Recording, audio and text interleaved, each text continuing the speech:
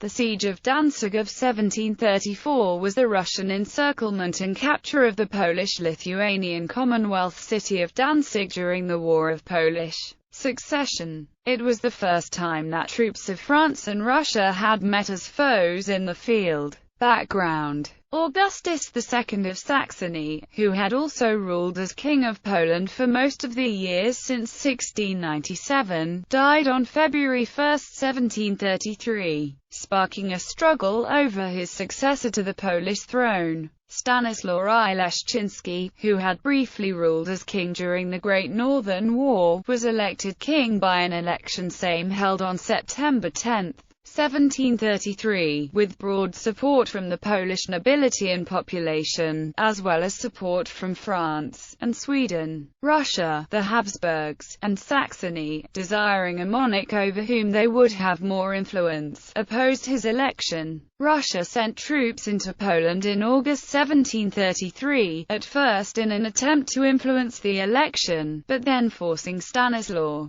who had only 2,000 troops in Warsaw, to retreat to Danzig, where he entrenched with his partisans to await support that had been promised by France. On September 30, a Russian army of 20,000 under Peter Lacy arrived in Warsaw, and on October 6 the Second Sejm proclaimed Augustus III king. Prelude: France, which had agreed to financially and militarily support Stanislaw in his bid for the throne, was reluctant to send a fleet into the Baltic Sea since it was trying to avoid confrontations with Britain and the Dutch that might draw those neutral powers into the conflict. French funds made their way to Danzig in 1733 and were used by General von Bittinghofen, Danzig's military commander, to improve the city's defences in anticipation of military action from Russia, Saxony, and Austria. In addition to 4,500 regular troops stationed in the city, a large number of Stanislaw's supporters joined locally raised militia to bolster the city's defences.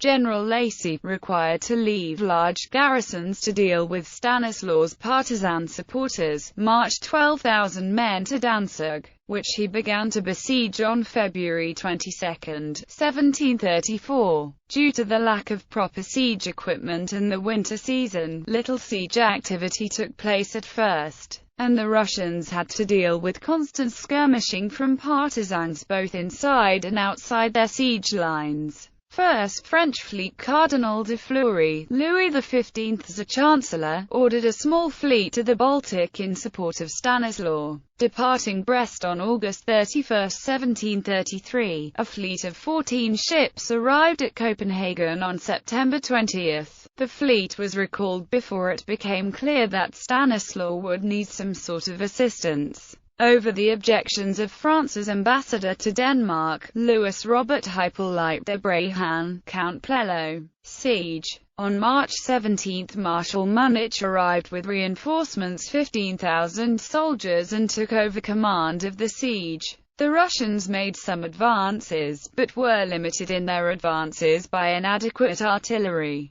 Adam Tarlow, a Stanislaw supporter, led 8,000 men in an attempt to relieve the blockade. These were surprised by a detachment sent from the siege lines under Lacy near the town of Berent and repulsed. With the arrival of heavy artillery and 10,000 Saxons in May, the Russians captured Fort Summershins at the mouth of the Vistula River, but were bloodily beaten back in an attempt to storm the Hagelberg. Second French fleet. When it was learned in Paris that Stanislaw was blockaded in Danzig in February 1734, a second relief fleet was organized, while Plelo requested 15,000 to 20,000 troops. At first only 2 ships under Commodore Barrel were sent with 1,800 men under Pérouse La Motte. These troops were landed at Weichselmunde on May 11.